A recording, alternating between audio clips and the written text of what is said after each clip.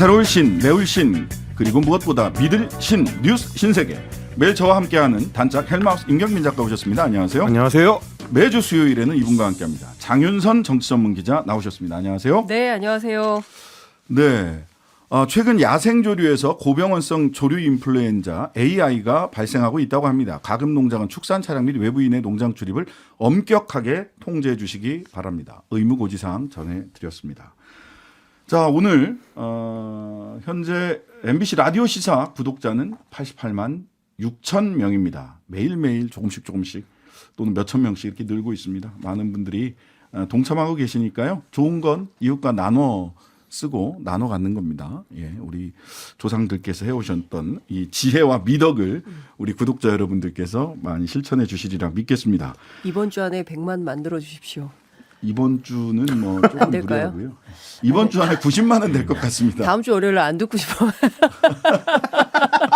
매주 이거를 매 시간마다 하시는 것 같아서. 예, 매 시간 합니다. 청취자 여러분 도와주십시오. 도와주십시오. 예, 지금 여러 가지 고민을 하고 있습니다.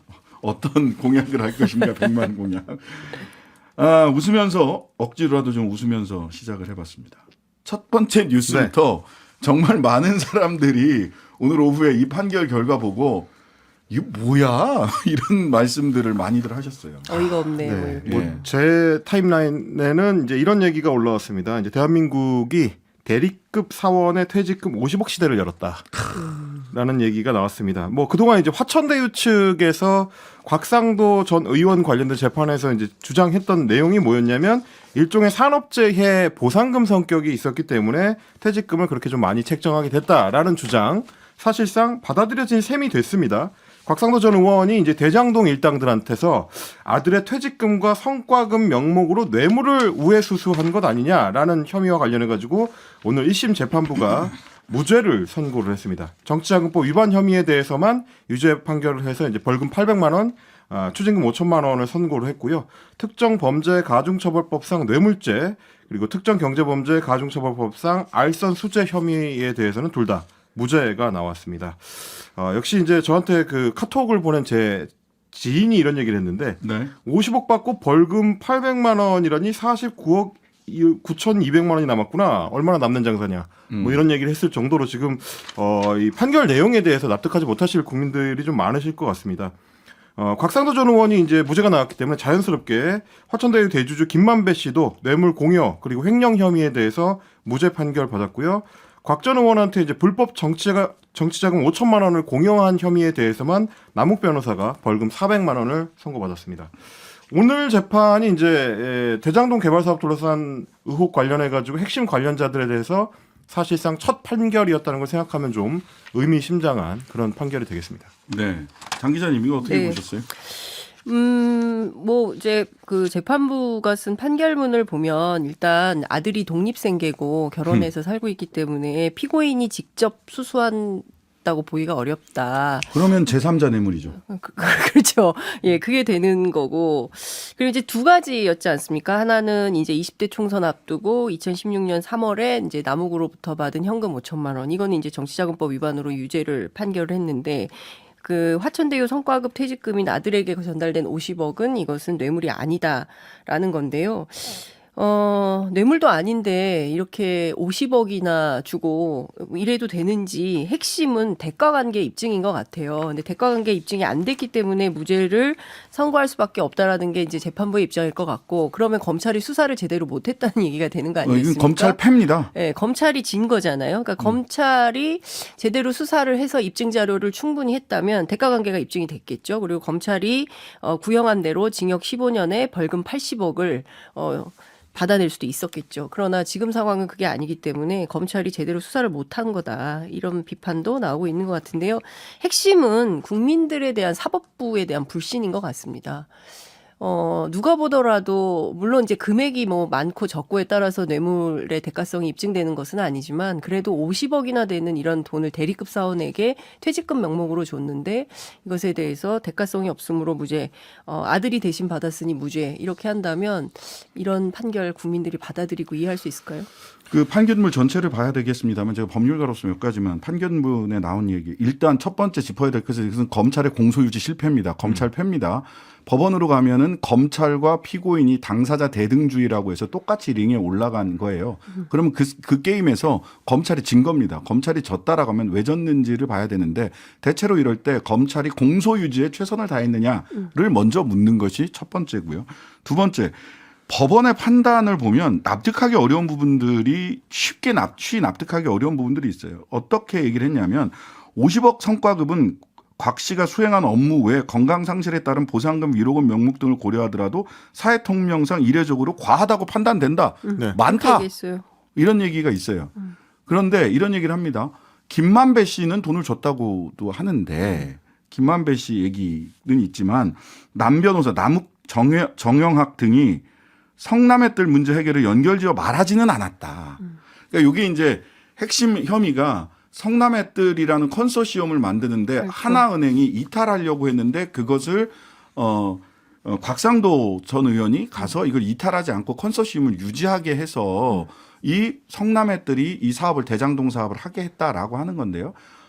이 부분을 직접 언급하지 않았다는 거예요. 남욱 하고 정영학. 이렇게 되면 이제 김만배의 말은 믿지 않겠다라는 말이 되는 거고 이렇게 되면 결과적으로 어떤 일들이 벌어지냐면 50억 클럽 이 정도 진술이 있었음에도 불구하고 판결에서 이렇게 무죄를 받았잖아요. 다른 50억 클럽은 수사 하나만 하라는 얘기입니다. 그렇죠. 어차피 기소도 안 되는데 기소해도 이 정도 증거를 가지고도 유죄 판단을 못 받았다면 다른 50억 클럽은 더 이상 수사를 할 이유도 없어요. 재판부가 판결문에서 쓴 것처럼 아들 곽병채에게 지급된 돈이 알선과 관련이 돼 있다거나 그 대가가 해당된다고 보기 어렵다. 그러니까 사실 입증할 수 있는 내용이 없다. 이렇게 재판부는 본 그러니까 거죠. 50억 이상해. 근데 50억이 어떤 명목으로 갔는지 검사가 입증을 못한 겁니다. 그렇죠. 네, 검사가 입증을 못한 거. 이렇게 되면 통상적이지 않은 퇴직금이고 이건 너무 지나치게 많다. 뭔가 이유가 있을 것이다라는 의심은 되지만 이유를 검사가 밝혀내지 못했다라는 게 그런 되죠. 거가 되고요. 그다음에 이렇게 되면 이제 그 김만배의 말은 믿지 못하겠다 이렇게 되는 건데 이재명 대표 재판에서도 김만배 씨는 천하동인 1호가 내 거다라고 얘기를 하는데 남욱 정영학은 아니죠. 남욱 유동규는 이재명 측 동규 내 거 이렇게 얘기하고 있잖아요. 그러면 이 판결로 봤을 때 이것이 직접적인 증거가 되지는 않지만 김만배 진술의 신빙성이 다른 재판에서는 인정받지 못했다라고 하는 것이 이재명 대표의 재판에도 연관해서 영향을 미칠 수 있다라는 거고요. 그 부분을 봐야 되는 게 이제 재판 과정에서 검찰 쪽에서는 정영학 회계사의 녹취록을 상당히 좀 중요한 핵심 증거로 이제 역할을 지웠는데 이번 재판부 판단에 따르면 이게 결국 이제 대장동의 본 재판에도 영향을 미칠 수 있다라는 얘기가 되겠습니다. 그동안 이제 검찰이 주장했던 거는 뭐였냐면 2020년 10월 30일에 한 노래방에서 있었던 대화 그 내용을 보면 김만배 씨와 유동규 전 본부장 사이에 김만배 씨가 곽상도는 고문료 정도로는 안 되지라고 이야기를 한다. 그러니까 이제 고문료 이상의 별도의 돈을 더 챙겨줘야 된다는 취지의 얘기를 하고요. 유동규 전 본부장은 이렇게 얘기를 합니다. 곽상도는 아들한테 배당하는 식으로 주면 되잖아요. 라는 얘기가 있는데 이거를 재판부에서는 뇌물 공여의 증거로 인정하지 않은 셈이기 때문에 그렇게 되면 정영학 회계사 녹취록의 증거 능력에 대해서 앞으로 다른 대장동 재판에서는 이제 어떻게 평가할 것이냐 이 부분이 굉장히 좀 중요한 이 향후 쟁점이 될 걸로 결과적으로 봅니다. 국민들은 이런 부분을 보시게 될 겁니다. 첫 번째, 곽상도 아들 50억 퇴직금은 무죄, 조국 딸 600만 원 장학금은 유죄. 이걸 비교하게 될 거고요. 그다음에 김학의 별장 성접대 무죄, 윤곽근 라인펀드 우리은행 계속 판매하게 하는 것에 대한 알선수재 무죄, 박형철 직권남용 조국 100원 오는 유죄, 박형철은 무죄, 곽상도 아들 50억 퇴직금 무죄, 조국 딸 600만 원 장학금 유죄, 유검 무죄, 무검 유죄. 어떻게 이렇게 이 검사 출신들은 다 무죄입니까? 줄줄이. 김학의, 윤갑근, 박형철, 곽상도. 검찰이 이 검사 피고인들에 대해서 공소유지를 위해서 어떤 노력을 했는가 저는 철저히 결과적으로 들여다보게 되는 날이 올 것이다. 지금 당장 이렇게 넘어간다고 해서 역사는 절대 공짜가 없습니다. 언젠가 그 빚은 그들이 갚게 돼 있다. 근데 문제는 이게 항소심 가면 뒤집어질 수 있을까라고 뭐 볼 수 있을 것 같은데요. 그 가능성도 매우 낮다. 왜냐하면 수사를 처음에 제대로 안 한, 그러니까 공소유지가 안 된 측면이 있기 때문에 그렇다고 해서 이제 와서 이 수사를 다시 할 수 있는 상황도 아니잖아요. 그렇기 때문에 사실상 항소심도 무죄 날 가능성이 매우 높고 그런 측면에서 보자면 오늘부터 50억 받은 곽상도 전 의원의 가족들은 자유로워졌다. 이런 비판도 가능할 것 같습니다. 그래서 세금 떼고 25억은 그냥 네, 그렇죠. 범죄 수익금이 아니기 때문에 네. 그러니까 범죄 수익금 5천만 원 정치자금 받은 거는 그 환수를 하는 판결이 났어요. 근데 이 50억 그래서 그 세금 떼면 한 25억 정도 된다고 하던데 범죄 수익금이 아니기 때문에 쓰셔도 됩니다. 그러니까요. 그리고 뭐 이 재판 결과에 따라서 결국 이제 곽상도 의원은 뭐 앞으로 이제 아들한테 뭐 증여나 상속 부분에 대해서는 걱정을 안 해도 될 것 같다. 아들이 이제 충분히 많은 퇴직금을 받았기 때문에 이미 25억이 있는데요, 뭐. 그러니까요. 예. 근데 사실 대장동 초기에 대한법률구조공단 이사장을 하지 않았습니까? 곽상도 전 의원이. 그리고 이제 그 학연을 이용해서 그 하나은행 측에 성남의뜰을 컨소시엄에 남아라라고 이제 요청을 했다. 요걸 가지고 이제 처음에 수사를 시작했던 건데 그렇습니다. 결국은 이 문제와 관련해서도 굉장히 자유롭게 됐다. 이래도 되는 것인지 앞서도 말씀드렸지만 이런 사법부 판결에 대한 국민들의 불신 여론이 굉장히 뜨거워질 것 같고 이래서 그 사실상 사법개혁 검찰개혁 이런 거 계속 요구를 국민들이 했었던 거고 당시 조국 그 사태 때도 거리에 나갔던 시민들의 요구는 검찰개혁, 사법개혁이었습니다. 그런데 그 개혁 요구는 어디로 간 건지 그것에 대해서 매우 허망한 이런 생각마저 드는 판결입니다. 지금 최근에 그 보수 언론에서 사법개혁, 그 법원 사법부 개혁과 관련해서도 지금 굉장히 후퇴하는 안들, 과거의 기준으로 보면 후퇴하는 안들이 막 나오고 있어요. 관련해서는 언제 이렇게 좀 시간을 저희들이 따로 잡아서 법원 개혁, 사법부 개혁과 관련된 이야기들을 한번 집중적으로 하는 시간을 따로 가져야 되겠다. 은근슬쩍 쓱 넘어가고 있거든요, 지금. 네. 갑자기 부장제도를 막 더 많이 만들고 해가지고 수직적으로 피라미드화 하려고 하는 그렇게 해야 그렇죠. 판사들이 말을 잘 듣거든요. 위에서 하는 얘기를. 근데 이거 뭐 우리가 이제 그 사법개혁 영역이기 때문에 사실은 검경 수사권 조정과 관련해서도 경찰의 수사권 등등에 굉장히 축소가 되고 있거든요. 네. 그러니까 전방위적으로 한번 특집을 한번 하실 필요가 있을 것 같습니다. 권력기관 개혁. 예. 국정원은 대공수사권 안 넘기려고 그렇죠. 뭐 이상한 합동수사단 만들었죠. 그래서 권력기관 개혁과 관련해서는 저희들이 집중적으로 한번 좀 다뤄봐야 되지 심지어 않을까. 그 상설화했습니다. 내년에 법이 맞아요. 바뀌어도요. 이제 국정원이 계속 가지고 갑니다. 예. 예. 그 법을 또 잠탈하는 거죠. 그렇죠. 법의 취지를. 자, 오늘 이상민 행안부 장관 탄핵 소추안 가결됐습니다. 헌정사상 첫 국무위원 탄핵인데요. 헌재 판단 전망 어떻게 지금 나오고 있나요? 일단 이상민 행정안전부 장관에 대한 탄핵소추안 오늘 국회 본회의에서 재석 293명 중에서 찬성 179표, 반대 109표, 무효 5표로 가결이 됐습니다. 무기명 투표이기 때문에 누가 찬성했는지 반대했는지를 이제 일일이 밝히긴 좀 어렵지만 어쨌든 찬성표 179표로 유추를 해보자면 민주당, 정의당, 기본소득당으로 이루어진 야 3당의 이제 공동 발의는 거의 이제 이탈 없이 네. 성공을 한 걸로 보입니다. 민주당, 정의당, 기본소득당만 합치면 이제 176명이고요. 여기에 이제 민주당계 무소속. 이 무소속 의원들이 한 6명 정도로 보이기 때문에 아마 재석한 야권의 이제 의원들은 거의 대부분 지금 찬성을 한 걸로 보입니다. 그리고 이제 이 장관은 이로써 이제 직무가 바로 정지가 됐고요. 헌법재판소의 결정이 나오기 전까지 정지가 유지가 됩니다. 그래서 이제 차관이 대신 이제 업무를 대행하게 되고요. 지금 법에 정해져 있는 헌재의 심판 기간은 이제 180 이내로 돼 있는데 180일 이내. 그렇습니다. 180일 이내로 돼 있는데 이게 강행 규정이거나 이제 처벌 규정이 있는 게 아니기 때문에 뭐 날짜 자체는 큰 의미는 없을 걸로 보입니다만 어쨌든 이제 장관이 직무정지가 된 상태이기 때문에 헌재에서는 가능하면 최대한 좀 빨리 진행하려고 할 걸로 이제 보입니다. 네. 그리고 이제 이후에는 김도욱 국회 법사위원장이 탄핵소추를 이제 담당하는 소추위원으로서의 업무를 맡게 되는데 국민의힘 소속이기 때문에 지금 국민의힘 같은 경우는 뭐 당론 자체가 이번 의결이 이제 반헌법적이다라고 하고 있는 상황이라서 김도우 법사위원장이 얼마나 적극적으로 소추위원으로서의 임무를 수행할 것이냐 이거에 대해서는 여러 이제 물음표가 찍혀 있는 상황입니다. 저는 뭐 이 과정과 절차에 대해서는 뭐 조금 더 해설이 필요하면 해설을 하면 되는데 오늘 대통령실의 반응을 보고 저는 사실은 깜짝 놀랐습니다. 대통령실이 문자로 오늘 공지를 했죠. 네, 본회의 통과되고 나서 20분 만에 짤막한 입장을 밝혔습니다. 의회주의 포기이다.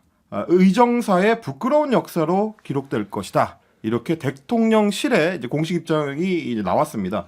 따옴표를 별도로 따가지고 입장 공지를 한 걸로 봐서는 사실상 대통령의 뜻이 반영된 것이 아니냐, 뭐 좀 이렇게 유추가 됩니다. 첫 번째 이거 발화자가 누군지를 좀 정확하게 밝혀야 되는 거 아닌가요? 이게 홍보수석인지 대변인인지 비서실장인지 대통령인지 대통령실은 이렇게 얘기했다고 따옴표 쳐가지고 냈어요. 그러니까 지금 제일 큰 문제가 대통령실 고위 관계자, 대통령실 핵심 관계자 발로 보도가 굉장히 많이 나옵니다. 그런데 그 보도가 익명에 숨어서 상당히 격한 발언들을 많이 쏟아내고 있거든요. 그러니까요. 특히 국민의힘 전당대회 관련해서도 그렇고 뭐 누가 적이라는 등 이런 등등의 얘기들이 막 쏟아지고 있어서 그 문제는 좀 짚어볼 필요가 있는데 기자들끼리 묵계 같은 게 좀 있어요. 고위 관계자는 아마 홍보수석 일 가능성이 기자들하고 수석급을 얘기할 때 고위 수석급을 관계자를. 고위 관계자라고 하는데요. 그러니까 수석 실장 정도가 아마 고위 관계자가 될 텐데 그 중에 누가 이런 얘기를 했는지는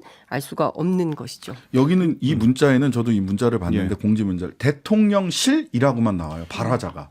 그러니까 이제 주체가 이상하죠. 어떻게 주체가 돼 있냐면 없어요. 대통령실은 오늘 국회에서 이상민 행정안전부 장관 탄핵소추안이 가결된 데 대해 다음과 같이 밝힙니다라고 하고 의회주의 포기이다. 의정사의 부끄러운 역사로 기록될 것 이렇게 밝혔거든요. 근데 아시다시피 대통령실 자체는 이 사안에 대해서 공식 입장을 발화할 만한 입장에 있지는 않습니다. 왜냐하면 대통령실이라는 거는 대통령의 비서실을 뜻하는 거기 때문에 비서조직이죠. 그렇습니다. 비서 조직이 이제 국무위원회 탄핵 여부에 대해서 직접적으로 의견 표명할 네. 자격이 있는 것이냐는 좀 애매하고 대통령이라면 그게 가능하겠습니다만 네. 이런 부분에 대해서는 이제 자, 좀 제가 생각을 좀 해봐야 될 것 여기서 같습니다. 그 깜짝 놀랐다라고 얘기한 것은 탄핵 결정을 한 것을 의회주의 포기다라고 인식하고 있다는 점이에요.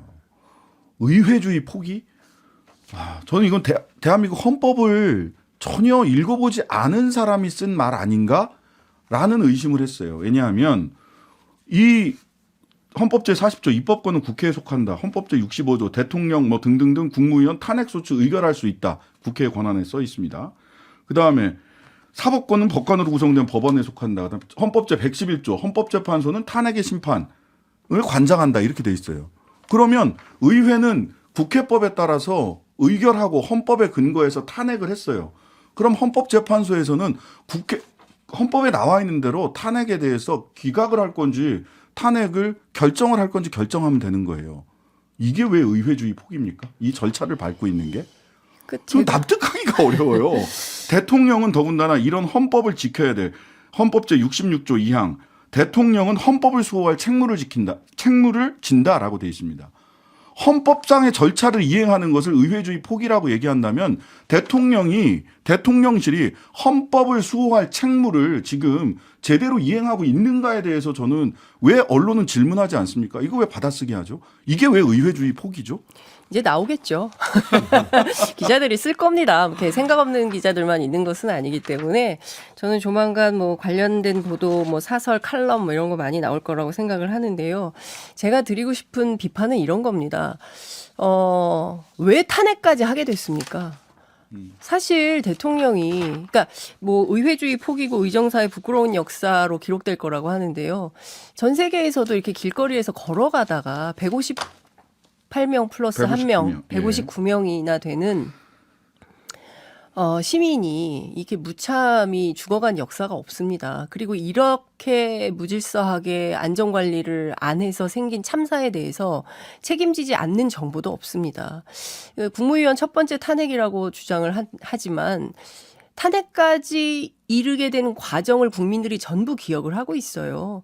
그렇기 때문에 여론이 높은 겁니다. 지금 국민들의 절반 이상이 이상민 장관 탄핵 필요하다, 해임해라 이런 요구를 하는데 안 하고 있는 거잖아요. 뭐가 잘못이냐? 도대체 헌법과 법률에 따라서 잘못한 게 뭐냐? 인지조차 못하고 있는 거예요. 뭐가 잘못인지. 저는 이것부터가 대단히 잘못됐다고 생각을 하고 전혀 사과하고 반성하고 본인들의 과오를 되돌아보지 않는 정부에 대해서 국민들이 이제는 정말 여기까지 왔기 때문에 여기서 더 물러설 수는 없다 이런 생각이 좀 듭니다. 그 사실 헌정 사상 첫 국무위원 탄핵인 이유는 따로 있습니다. 왜냐하면 이제 이 정도 사안에 대해서는 통상 장관들은 미리 물러났어요. 물러났었기 예, 때문에 버티는 사람이 없었어요. 그리고 만약에 그때 물러나지 않았다면 의회가 이제 해임 건의안을 검토하는 단계에서 물러났거나 해임 건의안이 통과되면 물러났거나 그랬습니다. 그랬기 때문에 지금까지는 탄핵이 없었던 건데 이상민 장관의 지금의 어떤 자리를 지키고 있는 상황이 굉장히 이례적이다라는 걸 오히려 보여주는 셈입니다. 네. 자, 잠시 광고 듣고 뉴스 신세계 계속 이어가 보겠습니다. 네, 신장식의 뉴스 아이키 헬마우스 임경민 작가 장윤선 기자와 함께 뉴스 신세계 이어가고 있습니다. 다음 뉴스. 최근에 대통령 지지율 오늘 그 네. 조사들 보니까 추락했다. 그렇습니다. 예, 이런 기사가 많아요. 오늘 눈에 띄는 여론조사 결과가 이제 두 개가 있었는데요. 하나는 리얼미터가 미디어 트리뷴 의뢰로 이제 지난 6일에서 7일 이틀에 걸쳐서 전국 성인 1,100명을 대상으로 이제 설문조사를 한 결과인데 일단 이 조사에서 처음에 이제 주목을 받았던 거는 김기현 후보가 이제 여당 당대표 지지도 조사에서 좀 약진하고 안철수 후보가 다소 좀 내려앉은 그 결과 때문이었습니다. 일단 다자 대결에서는 김기현 후보가 45.3%로 선두로 다시 치고 나왔고 안철수 후보가 30.4% 꽤 많이 떨어진 2위로 이제 내려앉은 그런 모습이었고요. 이준석계로 꼽히는 천하람 후보가 첫 포함이 되면서 9.6%로 3위에 올라서 또 역시 이제 화제를 모았습니다. 그리고 이 조사 같은 경우는 이제 여당 지지층을 대상으로 이 설문조사를 했더니 1대1 가상 대결에서 김기현 후보가 직전 조사 대비해가지고 8.2%포인트가 이제 급등을 하면서 52.6% 과반을 넘겼고 안 후보 같은 경우는 9.6%가 하락해서 39.3%로 이제 떨어진 걸로 좀 나왔습니다. 그러다 보니까 이제 주목을 받았는데 반면에 같은 리얼미터 조사에서 윤석열 대통령의 국정운영 지지율이 상당히 좀 급락한 양상을 좀 보였습니다. 이번 조사에서 이제 6.8%포인트가 지난 조사 대비 떨어져가지고 32.5%로 나타났고요. 부정평가가 8.3%가 올라가면서 65.3%. 굉장히 많이 올랐습니다. 그리고 이제 여당 국민의힘도 이 지지율 상승세가 꺾여가지고 이번에는 이제 35.9%로 민주당에 비해서 좀 많이 뒤떨어지는 그런 모습을 나와서 결국 김기현 후보 같은 경우는 여당 표의 결집으로 다소 올라가는 양상이었지만 그 결과로 이제 대통령의 국정수행 지지율하고 여당의 지지율이 꺾였다. 이런 좀 양상을 좀 보였습니다. 네, 뭐 자세한 내용은 모두 중앙선거여론조사심의위원회 홈페이지 참조하시면 되고요. 그러니까 이 결과를 예측하지 못했을까요? 그 결과와 상관없다고 했잖아요. 그러니까 네. 여론조사에 신경 안 쓴다고 했었습니다. 초반부터. 네. 그렇기 때문에 여론과 상관없이 인기 없더라도 본인이 할 일을 하겠다라고 하는데 그 역효과와 역풍이 세게 오고 있다. 저는 그렇게 생각을 합니다. 그러니까 지금 제일 심각한 문제는 경제 이슈인 것 같아요. 네. 그러니까 이를테면 가스 그 난방비 폭탄부터 시작해서 공공요금 줄줄이 인상하고 그다음에 물가가 심각하게 높지 않습니까? 네. 그런데다가 월급은 안 오르고 있죠. 거기다가 금리 또 높죠. 부동산 문제 있죠. 여러 가지 살기가 굉장히 어려워요. 그런데다가 심지어 여당 전당대회 하는데 대통령과 대통령실이 일일이 개입하고 있는 듯한 그런 양상이 계속 보여주면서 사실상 이 사람 민주주의까지 허물고 있네. 헌법 질서, 헌법 가치마저 흔드네. 이런 거에 대한 비호감과 비토가 사실은 국민의힘 내부에서부터 형성이 좀 되고 있고요. 그게 일종의 이제 천하람 돌풍, 천풍이라고 그러던데 그걸 만들어내고 있다. 그러니까 지금 선거운동 시작한 지 이틀밖에 안 됐는데 두 자릿수 지지율을 받고 있는 거 아닙니까? 전국민 여론조사에서. 그러니까 그런 걸 보면 보수당 안에서도 개혁 보수의 요구와 뭐 이런 것들이 상당히 있다. 그러니까 이대로 가면 아마 더 지지율은 하락할 거고요. 그래도 괜찮다. 그래도 상관없다. 라고 할지 아니면 거기까지 가면 뭔가 변화를 하려고 할지 이건 좀 지켜봐야 될 것 같습니다. 그러니까 제가 궁금한 건 이런 거예요. 그 대략 이 시사에 관심이 있거나 정치에 관심 있는 분들은 이렇게 하면 김기현 후보를 1등을 만들 수 있을지는 모르겠으나 대통령 지지율과 정당 지지율은 빠질 게 눈에 예측이 되는데 그럼에도 불구하고 이걸 한다? 그러면은 내년 총선에서 다수당을 하고 싶은 건가 하는 질문이 계속 드는 거예요. 어떻게 보세요? 그러니까 사실 이제 궁극적인 목적은 당권을 잡는 게 아니고 이제 총선을 승리하기 위한 전당대회가 돼야 된다는 게 예. 당원들의 이제 대체적인 뭐 이렇게 생각일 텐데 그 생각하고 지금 대통령실이나 여당 핵심 지도부의 생각이 좀 다르다라는 얘기가 되겠죠. 근데 그게 실제로 어떻게 작용할지는 조금 더 지켜봐야 되는 게 네. 오늘 일단 리얼미터 조사에서는 김기현 후보가 약진한 걸로 나왔지만 네. 다른 조사, 그러니까 한길리서치가 쿠키뉴스의 의뢰로 인해 지난 4일에서 6일에 걸쳐가지고 국민의힘 지지층 527명 대상으로 여론조사를 해봤는데 여기서는 여전히 안철수 후보가 오차 범위 내에서 앞서는 걸로 나왔습니다. 안철수 후보가 35.5%, 김기현 후보가 31.2%로 나와서 여전히 이제 1위였고요. 그리고 양자 대결을 했을 때도 안철수 후보가 46.7%가 나왔고 김기현 후보가 37.5%가 나왔으니까 오히려 양자 대결을 하면 안철수 후보가 오차 범위 밖으로 앞서는 걸로 나와서 결국 지금 전반적으로는 혼조세지만 아직 안철수 후보가 공격당하는 거에 비하면 그러니까 나경원 전 의원 시절하고 좀 비교를 해보자면 2주 전에 비해서는 상당히 버티고 있다. 이 버티고 있는 게 어느 정도까지 이제 지속될 수 있을 것이냐가 친윤계 입장에서는 굉장히 좀 피말리면서 지켜보는 상황이 아닌가 제가 싶습니다. 취재를 해보면, 그러니까 어떤 얘기가 들리냐면, 이 싸움은 대통령이 하는 싸움이다라는 얘기가 나옵니다. 네. 그러니까 다른 후보들이 유승민 룰 바꿔서 못 나오게 된 거 아닙니까? 그리고 나경원 불출마 선언을 하게 됐죠. 이제 이 다음 타자는 안철수 후보가 네. 되는 겁니다. 자진 사퇴론을 요구를 계속하고 있어요. 김기현 후보가 직접 거론하고 있어요. 거론했어요. 그리고 그렇지만 이제 자진 사퇴는 없다라고 이제 그 안철수 캠프 1등이 뭐 자진 사퇴하는 거 봤냐라고 버티고 난 있지만 봤는데. 예? 봤어요? 봤어요. 나경원, 유승민 다 자진 사퇴했죠. 사퇴했잖아요. 예. 1등이 자진 사퇴 해온 게 지금 국민의힘 전당대회. 전당대회 뭐 전통 비슷하게 되고 있어요. 예, 그래서 그런데 안철수 후보 그 얘기는 잘 쓰셔야 됩니다. 예, 근데 여하튼 본인은 그런 주장을 하는데 그렇지 않을 수 있다라는 얘기가 계속 나옵니다. 결과적으로 김기현 후보를 당대표로 만드는 과정에서 방해 요소가 된다면 다양한 방식으로 꺾을 수 있다라는 얘기가 나오고 있고요. 네. 전당대회를 아예 안 하고 비대위로 갈 수도 있다. 이런 얘기도 나와요. 그러니까 굉장히 위험한 상황입니다. 이진복 정부수석이 그 얘기했잖아요. 아무 말도 안 하면 아무 일도 일어나지 않는다. 굉장히 심각한 발언이에요. 그렇죠. 그거를 그냥 넘기는 것은 말도 안 되는 상황이에요. 그거 아무것도 하지 말라는 얘기인데 네. 그럼 진짜 아무것도 안 합니까? 예, 지금까지 뉴스 신세계 헬마우스 임경민 작가, 장윤성 기자였습니다. 감사합니다. 고맙습니다. 하루 종일 기다려지는 진짜 시사. 평일 저녁 6시 5분 신장식의 뉴스 하이킥.